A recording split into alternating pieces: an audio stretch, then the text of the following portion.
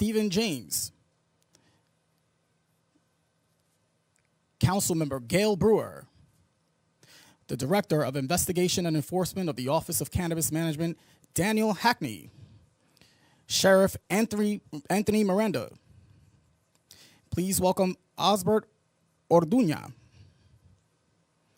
Please welcome New York City Mayor Eric Adams. And please welcome the 57th Governor of the great state of New York, Governor Kathy Hochul.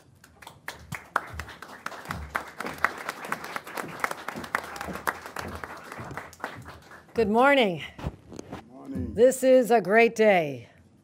We've waited far too long for this reckoning with all the illegal shops, and your day has come. First of all, I want to acknowledge people you'll be hearing from momentarily, but Mayor Eric Adams, representing all the frustrated local elected leaders across our state, but more so here in New York City, where this proliferation of illegal shops has been a source of enormous frustration. And I want to thank the mayor for championing this effort that we're announcing here today to get this done with our state legislators and to have a win for the people who want to do the right thing. So let's give a round of applause to Mayor Adams. Councilmember Gail Brewer, never get in her way. It's just not worth it. She's been a friend of mine for many, many years, and I admire her tenacity. She never gives up, and we'll be hearing from her in a couple of moments. Stephen James, the superintendent of the New York State Police, who's redefining the role of our state police as SWAT teams that I can deploy when an issue arises. For example, yesterday we spoke about how we're going to be using our state police, adding 100 officers, members of the state police, to fight retail theft. The same coordination is going to occur here with this initiative, so I want to thank him as well. Osbert Orduña, the Chief Executive Officer of the cannabis place, one of the most patient men I've ever met. He has brought this to our attention. He is legal, he's been surrounded by illegals, and he is waiting for some relief. So I want to thank him for coming here, coming to Albany, and being a voice of reason for all of us. Daniel Hackney, the Director of Investigation and Enforcement at the Office of Cannabis Management. And of course, our Sheriff Miranda has joined us as well, and I want to thank him because he and the men and women of his department have a key role in helping restore sanity to our neighborhood. So I want to thank him. Let's give them all a round of applause. And to all the business owners and the community leaders who brought us to this point today with their insistence that the law change, and I'm so glad we could get that over the finish line. A day ago, I stood here talking about my promise to protect small businesses from the scourge of retail theft. Well, I made another promise to the legal cannabis dispensaries and to the communities where the illegal shops just seem to line every other corner. The illicit operators who flout the rules because they know at most they'll be slapped with a fine that they have also figured out will take months and months to collect, if ever. Frustrated local leaders have been powerless as these unlicensed shops operate right under their noses, sowing chaos, destabilizing neighborhoods, and attracting other types of crime. License owners like Osbert and so many others like him, they stake their entire futures on New York's legal cannabis industry. They did everything right. They pay their taxes, source their product from New York farms, and they don't sell to minors. And yet they're forced to compete with rampant bad actors who play by an entirely different set of rules. People who run these illicit shops engage in fraudulent advertising about what's in their products because they don't really care about your health. They'll source their product from anywhere because they don't care about New York farmers.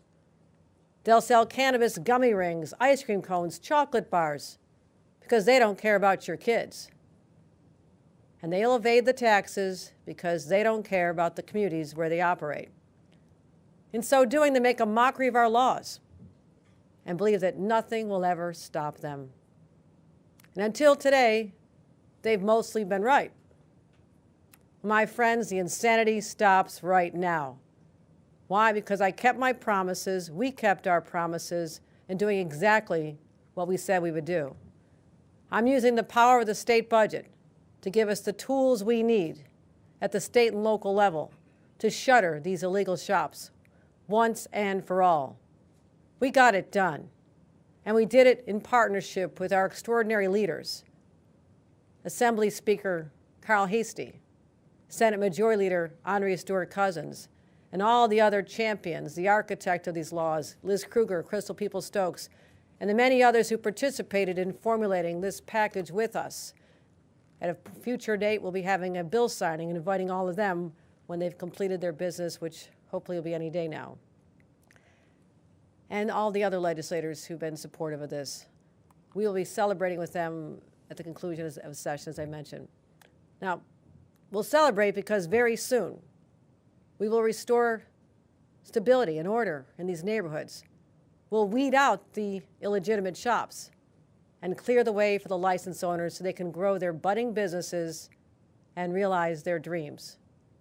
And remember, many of these are Black, Latino, women, immigrant, military veteran entrepreneurs.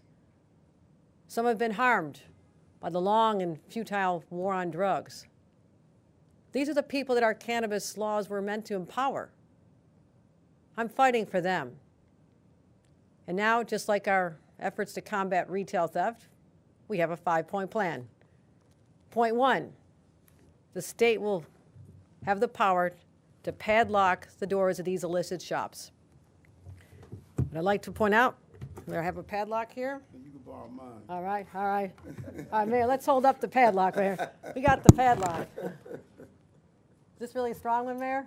Yes, All right, there you go. You can keep your padlock. We're going to be able to padlock these illicit shops. All we have to do is verify that you're selling products not tested or labeled in accordance with our laws. Once we do that, the padlock goes on immediately. See, we hit these shops with a fine, hearings, and appeals. They drag on. Guess what? During that process, they stay open and haul in more and more cash, and everybody knows it. And right now, these fines are just a small cost of doing business in their minds. But you know it's hard to factor into your business model? Having your front door padlocked for up to a year. You could appeal the fine. You'll get your due process. But while the due process plays out, the padlock stays on.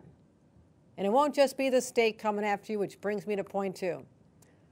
We're finally giving local governments authority to create their own laws to padlock illicit shops. And shockingly, the way this was designed, localities were stuck on the sideline in this fight. That ends right now. Now they have the power to enforce. Like I said, this should have been the case all along. Here in New York City, I have no doubt that enforcement will start immediately. And we're marshaling the power of the New York City Sheriff's Office, and I want to thank again Sheriff Miranda for being such a great partner in writing the laws, but also implementing them.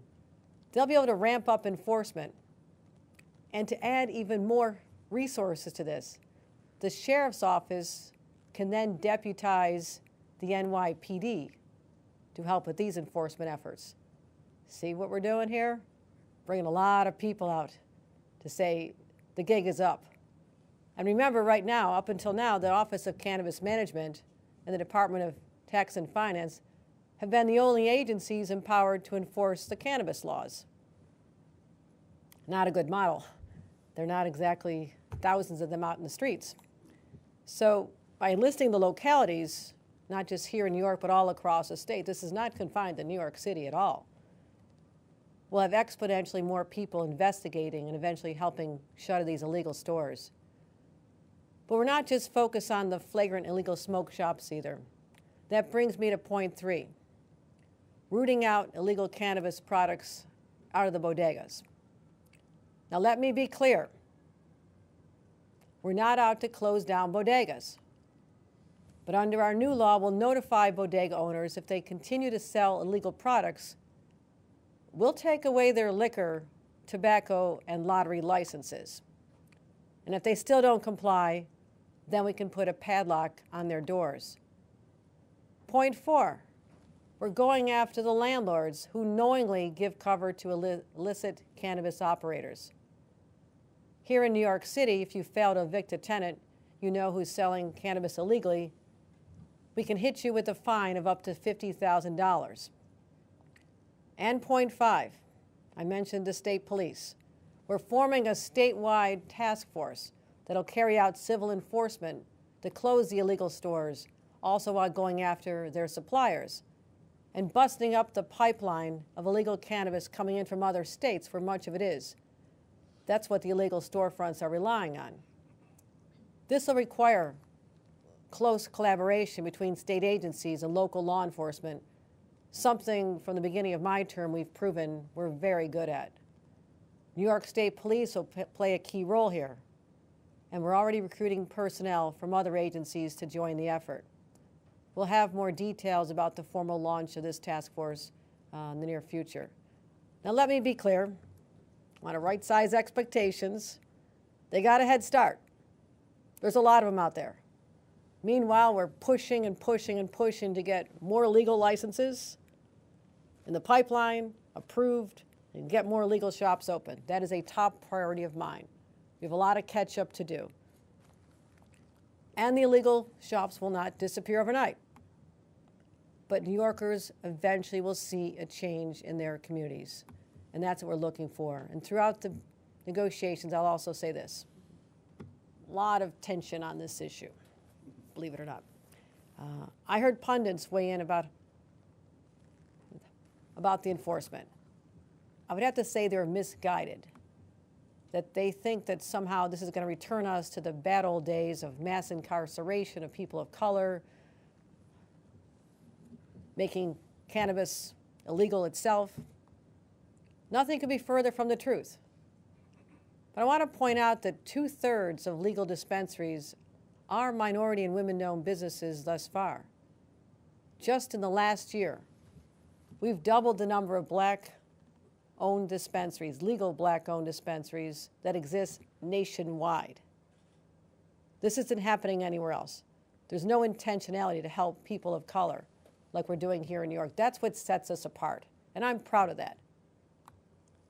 New York has more legal shops owned by people directly harmed by disproportionate drug enforcement than any other state combined. These are the people we're fighting for because they are harmed the most. They're harmed the most by these illicit operators. They're the ones losing money. And our law was written to empower people with prior cannabis-related convictions, as well as veterans and MWs, to just get a jump start, get them in the door first. There's plenty of opportunities for everybody. And that's why, in accordance with our law, we issued them the licenses first. But giving them priority means nothing if the bad actors are flooding the market with impunity. And that's why I fought for these elevated enforcement measures, because they actually go hand in hand with equity. Let me say this. New York's legal cannabis industry has reached a pivotal point. Out-of-state corporate conglomerates that tried to commandeer it with a bevy of lawsuits, jamming us up 4 months, 6 months, a year, jamming us up in courts so we could not continue the rollout as planned. But we fought them off. With those legal battles finally behind us, momentum is picking up. I mentioned we have more than 100 legal dispensaries across New York. And now, thanks to the budget we've negotiated, we have a five-point plan to shutter the illegal operators. By padlocking illicit shops, we can finally put an end to the chaos that has permeated these neighborhoods. We can build a fair and competitive legal market where tax revenue is actually reinvested in the communities harmed by the laws of the past, where consumers will know that what's in their products and know that they're safe, and where licensed owners can thrive and build generational wealth for themselves and their families. Thank you.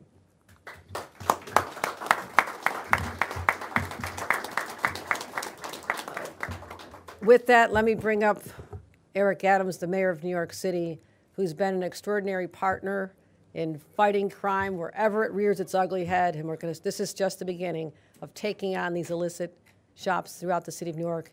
And until the next challenge meets our way, we'll be ready for that as well. Mayor Adams. Thank you. Thank you, Governor. Thank you so much, Governor. And as I was reading the tabloids today, looking over the editorial pages and seeing how it was commented on how some of the major issues we were facing, from housing to mayoral accountability to the cannabis pursuit, how the governor just has really stood up and fought for the city. And I know at the beginning of session, as we started the budget process, she made that commitment. She stated that she was going to be here for the entire state in general, but specifically for the city of New York. And I cannot thank you enough. We just had this level of confidence.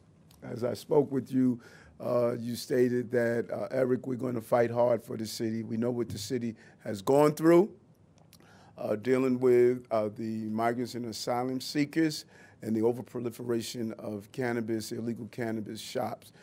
She heard us. Her team sat down at the table and really was extremely thoughtful, engaging, collaborative, made sure that we all came together. And I cannot thank you enough for what you have done for the city of New York. And as the budget continues to unfold, you will see issue after issue was addressed. And this was one of the top issues. We've heard about the cannabis problem throughout the state, in the city. Every town hall meeting I held, someone would stand up and talk about the issues around cannabis. And they have become a magnet for impacting our quality of life. When you have an all-cash business, it attracts those who committed robberies. We've had a number of shootings inside our cannabis shops. The selling of the edibles that are not protected with the right regulations. When you look at some of the products that attract young people, the vape products, all those things that we said would not be tolerated in the city, in the state of New York, this illegal market has destabilized the legal market, and it was a bold decision led by the governor, the speaker, Majority Leader Adrian Adams, and Speaker of the Assembly Carl Hasty. This is a great moment for our city as we identified a problem and effectively use government to put the tools in place for us to address the problem. And probably all the way from the council chamber, everyone heard the voices of those who stated, the electeds throughout this city and state, who stated we must do something for our constituencies on the ground. So I want to thank our partners in Albany. This, as the governor stated, this was it could have been a contentious battle as people were really weighing on, are we going backwards? Are we going to criminalize those who use legal cannabis? This was a fight that I was part of during my days of 100 Blacks in Law Enforcement Who Care. I fought to make sure we did not criminalize people who had small quantity of marijuana. We saw what happened in the past. This is not a step backwards. This is a step forward to ensure we have legalized cannabis shops. And we know New Yorkers, they're fed up. They watched these shops open throughout their communities, and they were tired and they fed up, and we worked to deal with this accordingly. We work hard to include all the voices involved, and we are proud to stand together. As the governor stated, illegal cannabis shop, this is your warning. You will be locked out if you attempt to continue to sell illegal items. But the governor went further than I could ever imagine. We're now going to those stores who are selling illegal cannabis, but we're saying to them, if you continue, you will lose your other licenses. This is so important. This was a part of the bill that we could only have hoped for, and you delivered on it. It's so crucial. It empowers us to send a strong message that you're not going to circumvent the law and continue to destabilize the fight that we had. New York State can revoke tobacco, liquor, and lottery licenses. So when that jackpot gets up to $1 billion, people won't be coming in your store to buy that ticket. This is a powerful tool that we could utilize, and I'm sure Sheriff Miranda is extremely happy to hear, as he has been on the ground attacking this problem firsthand. These measures, combined with our already robust enforcement efforts, will help keep the playing field level and push back against the quality of life issues that have resulted from the proliferation of illegal storefronts that really has become far too common in our city. And this is our focus. When we came into office, the governor and I have been aligned, revitalizing our economy, protecting our residents, and ensuring we make this city and state more livable for all New Yorkers. We are getting it done, and legalization is about following the law, not breaking the law. And today, we're taking an important step forward in supporting the legal cannabis market. Even as we work to keep New Yorkers safe from illegal cannabis products and shops, we are focused, laser focused, on ensuring that this market can continue to grow and continue to right the wrongs of the past. And we will continue to work together as we improve the quality of life of New Yorkers. This is a proud moment for me. I did not think we would get all that we have gotten on this important issue. I heard it all the time in the city, and we have responded accordingly. Governor, thank you so much. Thank you. Thank you. Osbert Ardunia will tell you the trials and tribulations he has experienced from the beginning, and hopefully this will give a little peace of mind. Osbert. Thank you very much. So let me begin by just saying, as a young kid growing up in the projects here in Queens, I never thought that the governor would introduce me by name. So that there is just an amazing feat. So thank you, Governor. Good morning. My name is Osbert Ardunia, and I'm proud to say that I am the Chief Executive Officer of the Cannabis Place Dispensary located in Middle Village, Queens. And I am also a board member of the Service Disabled Veterans and Cannabis Association and the National Hispanic Cannabis Council. I would like to begin by sharing some background for those of you who may not know, but I stood with you, Governor, on a different stage in June of last year in Brooklyn as you announced more funding for enforcement efforts, and you expressed your commitment to taking action against unlicensed operators. That was a step in the right direction, and that day you promised to maintain an open dialogue. We took you up on that, and so just over a month ago, I penned a letter that brought together a diverse group of local and national cannabis advocacy groups. All of these organizations are in the room right now to share in this moment. Governor, in that letter, we expressed to you the critical need for additional civil enforcement authorities being granted to municipalities, and we asked for action against those who enable unlicensed operators, like unscrupulous landlords who rent to these bogus storefronts, and the big tech and social media companies who turn a blind eye and are complicit in facilitating the growth of these bogus operators by directly misleading New Yorkers to the doors of these unlicensed shops. Now today I am here with you again, Governor Hochul and Mayor Adams and many others, saying thank you on behalf of our licensed cannabis community and on behalf of the advocacy groups in the room as well, for making it happen in this budget cycle. We are sincerely grateful to you, Governor Hochul, and the legislature for your proactive leadership efforts, and we want to recognize and thank you for bringing together legislators on both sides of the aisle to do what is right for New Yorkers and to take common sense measures to address and eliminate the proliferation of unlicensed cannabis storefronts in our state. We were very clear that we were not in favor of Prohibition 2.0, and you've held true to that promise.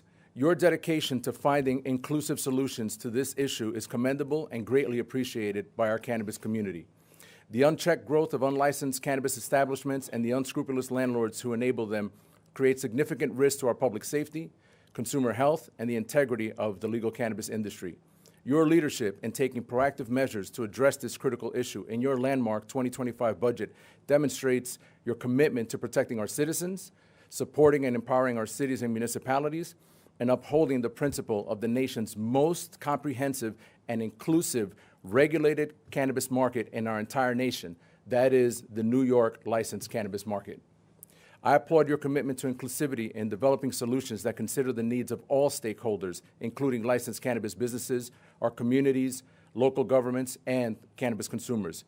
By fostering collaboration and dialogue, you have created a more equitable and sustainable cannabis industry, and it will remain in our state for generations to come. As a member of the legal cannabis community, I stand in full support of your efforts and pledge to continue advocating for and bringing together diverse groups of cannabis advocacy groups in support of responsible cannabis regulations and responsible enforcement measures.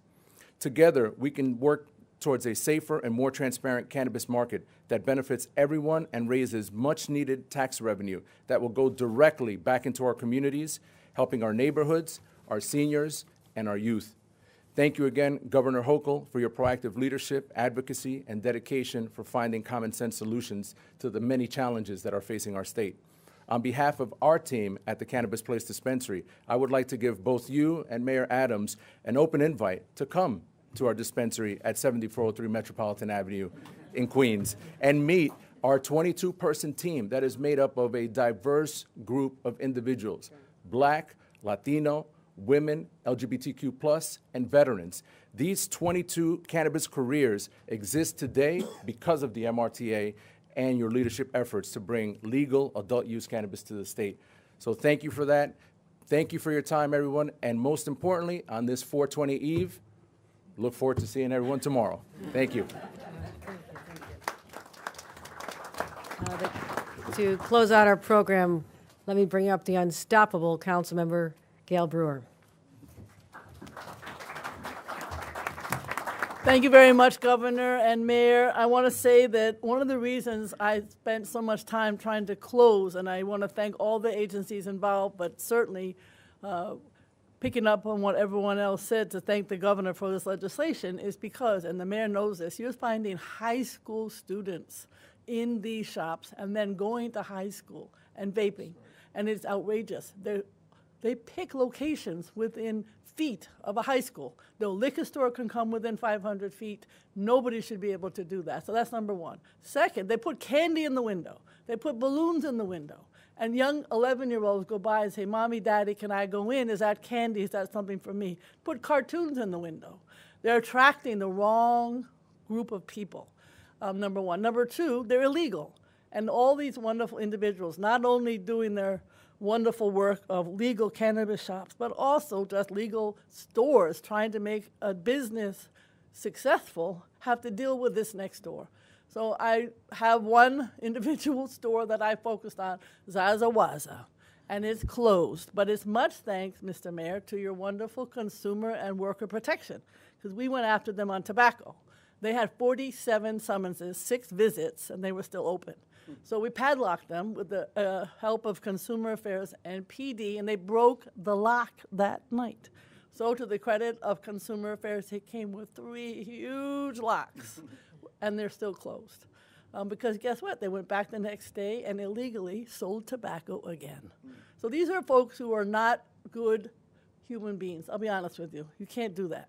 So I'm here to thank also the sheriff, who has been unstoppable. He's a real unstoppable person, going store to store, trying to figure out with the Office of Cannabis Management, I want to give them a lot of support also, trying to figure out how to make sure that we have legal stores. The 2 legal stores that have opened out of 90 illegal ones on the Upper West Side are fantastic. Fantastic owners, fantastic, beautiful spots. And I loved it because, you know, the people next door complained about it, and the next thing I knew, all their neighbors were coming in to make purchases. So I'm here to say thank you to the governor, because we really have to close, particularly for those high school students. We've got to close those illegal stores. Thank you very much.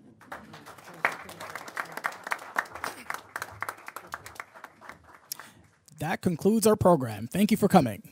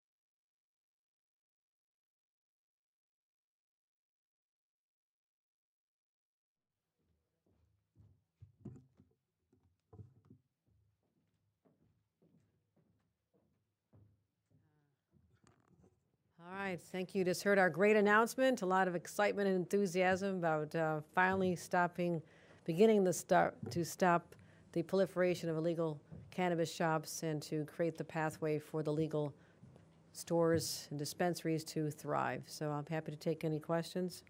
Let's start with On Topic on cannabis.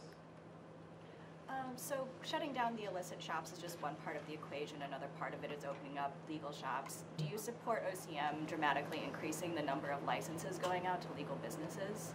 Of course we do. That's the whole premise of this. I mean, there are literally thousands of people who have been going through the process, filling out the forms, putting together a business plan, who really want a piece of this. And, it's a large state. There are opportunities in every community that is welcoming. And so, I want to make sure that we create the environment where they can do well. So we do have to shut them down, but that has not stopped our efforts to really jumpstart the approval process to allow for the legal dispensaries. That was really slowed down and stopped because we had these out-of-state conglomerates. They were trying to dominate our marketplace when we were trying to let the little guys get a jump start. So that set us back, but now we're trying to get ahead of that and, yes, welcome many more legal dispensaries. All right, other on topics, Miles? This is one step, but, tax department and cannabis management levied, $25 million in fines, and, the state's been really slow to collect. So, how will you, ensure that the state collects on, it's one thing to levy a fine, but it's another thing to not actually collect on it. No, you're absolutely right. You're actually right. I mean, there's obviously due process involved here, but do we have an answer on the collection? Yeah. One of the big challenges with doing collections is figuring out who the owners are of these stores. And part of what we've changed here is if you want a hearing with us, you're actually going to have to tell us who you are, which will make it so that we can collect when we are leveling fines. Okay, any other on topics, Christina? Yes. So the language that ultimately made it into the final bill developed considerably from some of the earlier iterations of this proposal brought up by Assemblywoman Raj Kumar and Senator Comrie. Can you elaborate on some of the thought process that went into refining this proposal into what was ultimately passed yesterday? I think what you call it is compromise. We have an idea of how we want to do this based on our conversations with the most affected individuals, the people from the legal cannabis industry who have been recommending ideas to us, the national and statewide organizations, working with law enforcement to get their ideas on what's effective, working with elected officials at the local level. So our teams worked very hard in gathering all these opinions and these voices and filtering through and putting forth the best proposal.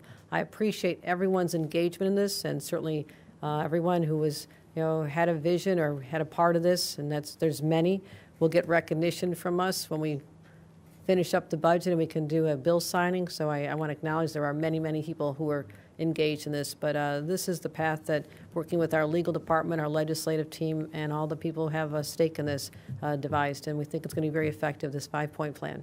All right, other on topic, Bernadette? Governor, can you talk more about the local law enforcement aspect? I mean, local PDs, they're already underfunded, not as many people are signing up to be cops, et cetera. Wondering, will this pose another burden on local law enforcement agencies?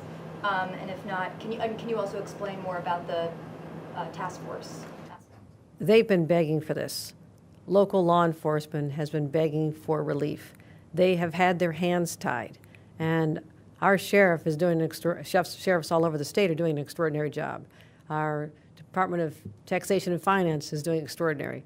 Office of Cannabis Management doing extraordinary. But you look at the scale of the problem and the resources that those offices have, it makes sense to find how we can, really exponentially increase the number of individuals who are concerned about this. And I think you heard commitments from the mayor who can make the allocation of his resources with his NYPD, for example, to say we're going to have a targeted shutdown and let people know we're serious, and maybe that'll make people think twice before they do this. So a lot of this has to do with the deterrent effect. I would encourage localities to go out there in a big way.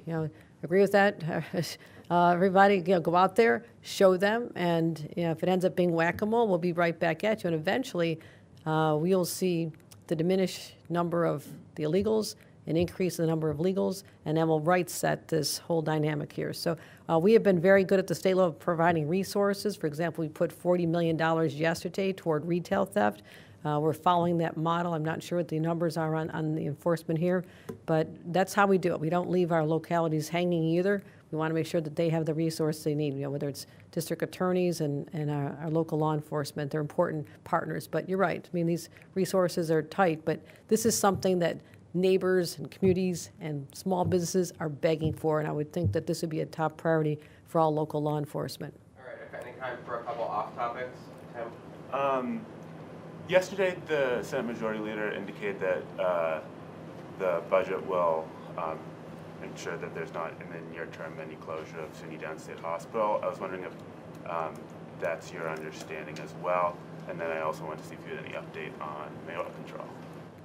I'll flip to mayoral control. As I said yesterday, I'm very optimistic. They have taken up some of the massive bills, already completed voting on a number of them yesterday. Then we have the printing and the debate that will go on through today and through tomorrow. So this is just part of a complex package, and I want to make sure that we get everything right. So that'll be announced, the success of that, or anticipated success of that very soon. But I'm not going to say it's done. I'm just not going to have those words come out of my lips until it is done. And the first part of the question? SUNY Downstate. Catherine Garcia, our head of state operations, has been very involved in that. But we just put forth the concept that we can do better. Central Brooklyn needs better health care outcomes. They need better health care facilities. And how we can do that is an open question right now. And we heard from a lot of stakeholders, and we engage with them. We don't just, we don't dictate. We say, we put out an idea, a concept, money behind it, but ultimately we work with the local elected officials and the community leaders and the unions who represent there's a whole lot of people who are at the table. So we're going to be putting a path together to have recommendations in place for next year. Catherine, can you elaborate on that? You've been very involved. So as the Majority Leader said, as the governor has said, we want to make sure that the locals are involved and we are engaging people. So what will come out of the budget is a process to ensure that it's very formal and that we have everyone at the table about how do we ensure that Central Brooklyn gets the best health outcomes. And part of that will be what is the future of SUNY Downstate and how do we really ensure that it goes well into the future. But there is nothing that's going to be done immediately. The current transformation process is, I would say, on pause. So SUNY Downstate will not close its doors in the near term? It is not closing its doors in the near term. All right, last one, Miles and Vern directing. Tons of. I'll just yell. Plenty of legal cannabis shops in New York State, New York City. With tomorrow being 420, do you plan to buy any cannabis products, participate in 420 tomorrow? Let me flip that around. Are you? Will I see you at any of the cannabis shops? All I want to do is say I encourage New Yorkers who wish to participate. And what I found is interesting. I visited one that first opened in Binghamton. It was a beautiful facility. I was in Binghamton. It looked like a Brooklyn-type shop. It was kind of edgy. It was, and the owner was so excited. And he said, again, concern from neighbors initially. Then they embraced it, and it created an anchor. But what I saw there is that so many people from, he told me this, Western New York and other places, veterans who were dealing with PTSD, people, older individuals who had healthcare problems were looking for some relief. They were used to having to go over to Massachusetts and others. I mean, they literally were going from Western New York across the state to go out of state. So this is something that so many people, whatever your objective is, that I also heard from people that we don't talk about a lot, who use this for therapeutic reasons and medical reasons. And so I was really touched by that, and he was really proud that people didn't have to go so far anymore. So I would just say those who choose to avail certainly will, but happy 420. Okay. All right, thanks, everybody. Governor, back to mayoral control, though, because the Assembly and the Senate, they have been briefed on the proposal. So really all they have to do is vote. Wondering, how did it come together? You talking with the mayor and convincing a legislature that frankly did not want to include the policy in the state budget? a lot of interesting conversations. I'll say that. And I want stability in this city. I want parents and children and teachers to know that the governance mechanism that's been in place for many, many years will not be politicized. It will not be a political football for the next few months. And I think that's what we came around to, is the agreement that this just makes sense to get some of these challenges, taken care of now, as the members have already cut short their time, their post-budget session, and limited time until other things happen.